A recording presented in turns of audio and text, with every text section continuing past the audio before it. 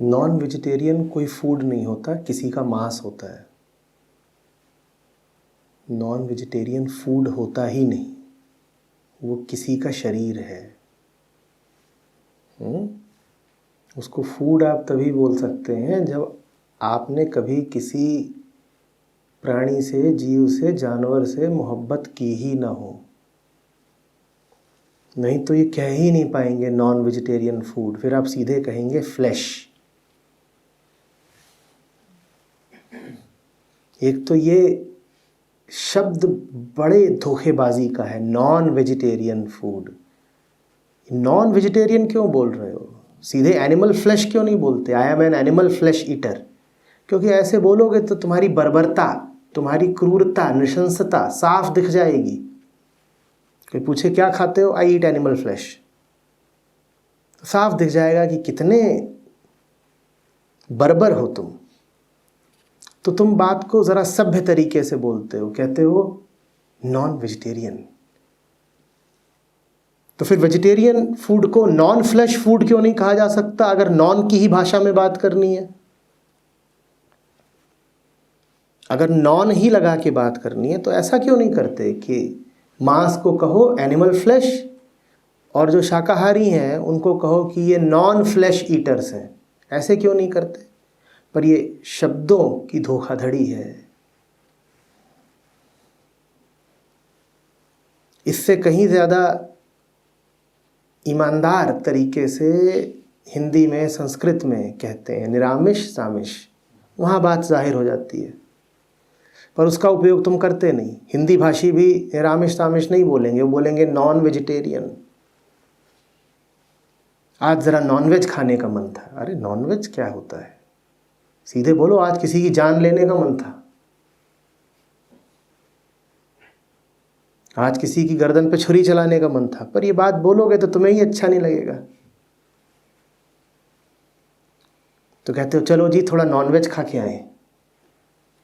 कत्ल को बड़ी आसानी से छिपा गए, क्या खूबी है।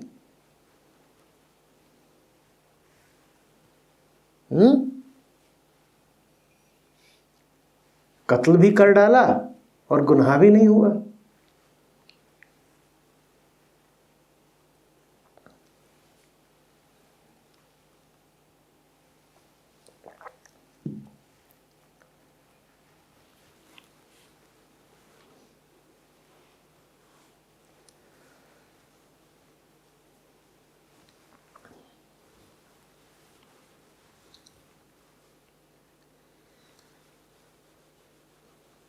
ये सिर्फ इसलिए है क्योंकि ज़िंदगी में प्रेम नहीं जानते।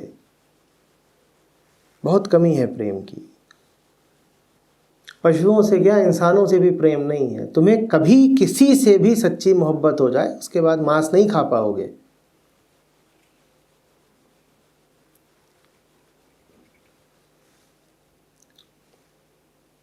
मोहब्बत छोड़ दो, तुम्हें मोह भी हो जाए तो भी मांस खाना मुश्किल हो जाएगा। यही कारण है कि दुनिया का कोई भी देश हो, वहाँ स्त्रियां मांस कम खाती हैं, पुरुष ज़्यादा खाते हैं। स्त्रियां प्रेम जानती हो ना जानती हो, मोह ममता तो जानती हैं।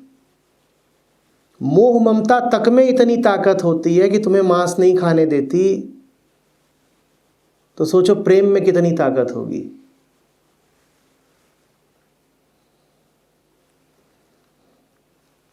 और भारत की नहीं, दुनिया के किसी भी देश में जाके सर्वेक्षण कर लो, कई मामले तुम ऐसे पाओगे, एक अच्छा खासा अनुपात ऐसा पाओगे जहाँ पर पुरुष मांस खाता होगा, स्त्री नहीं खाती होगी।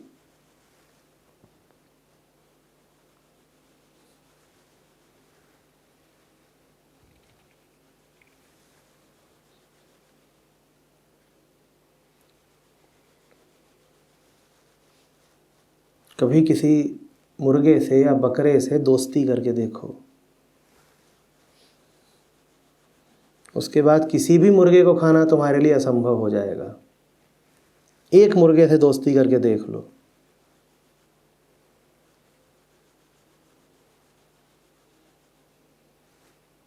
उसके बाद मुर्गा हो, बकरी हो, हिरण हो, बतख हो, सब एक से लगेंगे, किसी का मांस नहीं खा पाओगे।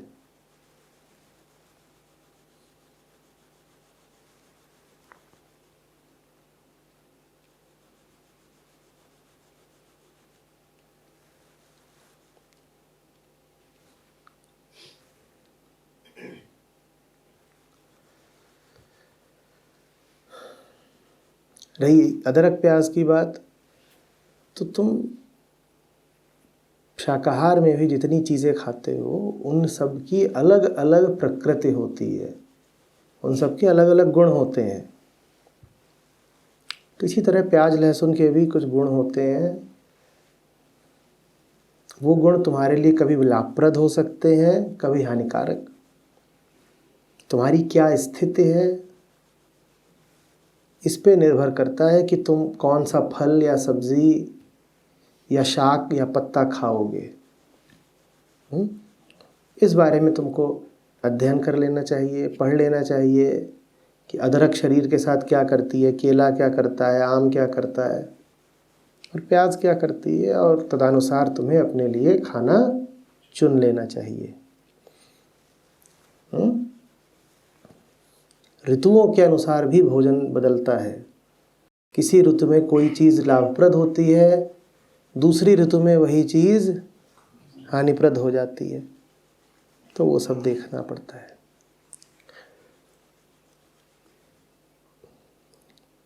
वीगनिज्म क्या है? वो इस बात का स्वीकार है कि जीने के लिए दूसरे की खाल उतारना ज़रूरी नहीं है, कि दूसरे का शोषण किए बिना भी जिया जा सकता है और जिया जाना चाहिए। वीगनिज्म का मतलब इतना ही नहीं होता कि मांस नहीं खाऊंगा या दूध नहीं पीऊंगा। वीगनिज्म कोई नकारात्मक सिद्धांत नहीं है कि ये मत करो और ये मत करो और ये मत करो। वीगनिज्म डोंट्स की एक सूची नहीं है कि ये नहीं करना है।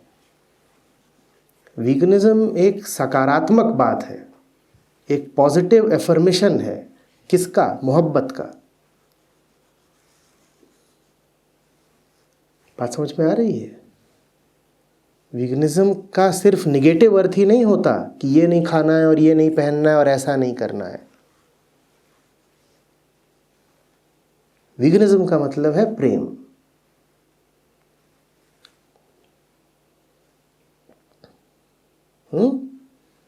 तुम्हारी बच्ची होती है और उसके लंबे बाल हैं, तो तुम उसके बाल काट करके अपने लिए टोपा बनाते हो क्या? क्यों नहीं बनाते? ऐसा ख्याल भी क्यों नहीं आता? बात ही अचिंत्य है। तुम ऐसी कल्पना ही नहीं करोगे कि अपनी बिटिया के बाल काट के अपने लिए टोपा बना ले। क्यों? प्रेम है। तो इसी तरीके से वीगनिज्म कहता है कि क्या ज़रूरी है कि किसी का शोषण करके ही जिया जाए? हो सकता है वो टोपा तुम्हें बहुत अच्छा लगता हो, बड़ा आकर्षक या उपयोगी लगता हो, पर क्या ज़रूरी है कि बिटिया के बाल कटें फिर टोपा बने?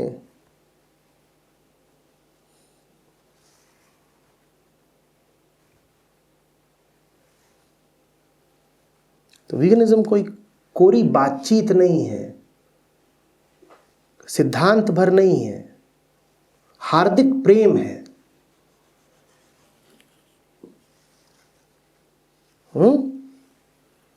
वो ऐसी मोहब्बत है जिसका दायरा बहुत व्यापक है, सब जीवों को अपने आगोश में ले लेता है, इतना व्यापक है।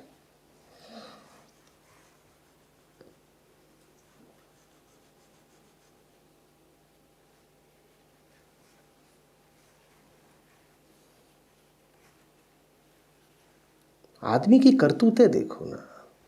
एक मादा के अंडे लिए जा रहा है। ये घिनौनी हरकत नहीं है? किसी स्त्री को तुम पाली इसलिए रहो कि इसके अंडे खाऊंगा। कितनी अशोभनीय बात है। इसमें प्रेम तो है ही नहीं।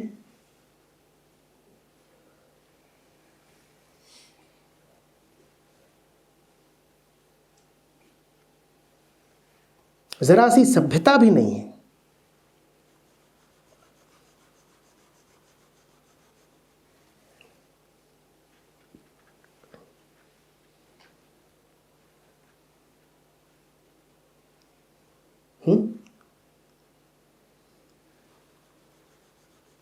एक मादा के अंडे निकाल रहे हो, फिर गिन रहे हो, फिर तौल रहे हो, ये कर क्या रहे हो?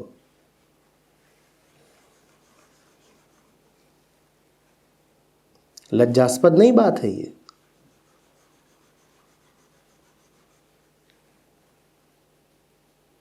और फिर थोड़ी देर में उसके सब अंडे ले लू के उसके गले पर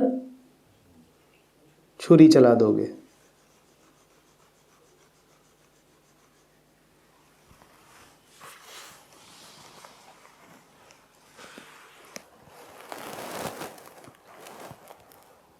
कबीर साहब के उद्गार हैं, मांसाहारी मानवा प्रत्यक्ष राक्षस अंग, उसकी संगत मत करो पड़त भजन में भंग।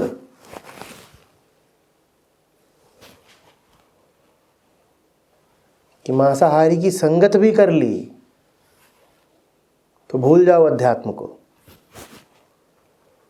ये भी मत कह देना कि नहीं मेरा दोस्त तो मांसाहारी है, मैं नहीं हूं। मांसाहारी की दोस्ती भी तुम्हें भारी पड़ेगी। ये मत कह देना कि हम आमने सामने बैठ के खाते हैं, जो उसका मन होता है वो खाता है, जो मेरा मन होता है मैं खाता हूं, वो चिकन खाता है मैं डोसा खाता हूं।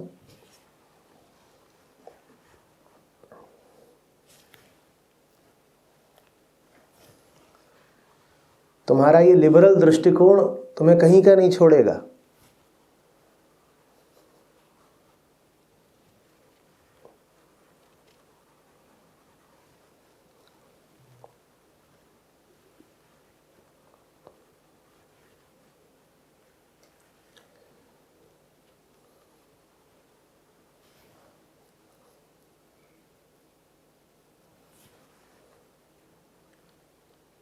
पीर सबन की एक सी, जो जाने सो पीर, दूजी पीर न जानसी, ते काफिर बेपीर।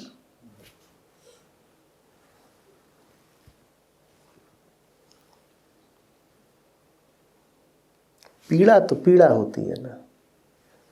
कभी किसी पशु को दर्द में तड़पते देखा है? उसकी तड़प और तुम्हारी तड़प क्या अलग अलग है? पीर सबन की एक सी, पीड़ा तो सबकी एक सी है ना। और जो दूसरों की पीड़ा को पीड़ा नहीं मानता वही काफिर है।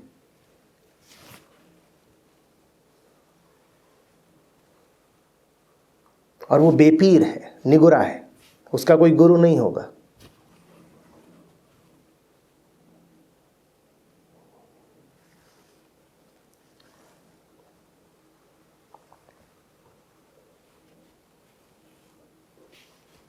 अपनी पीड़ा पर तो सभी रो लेते हैं।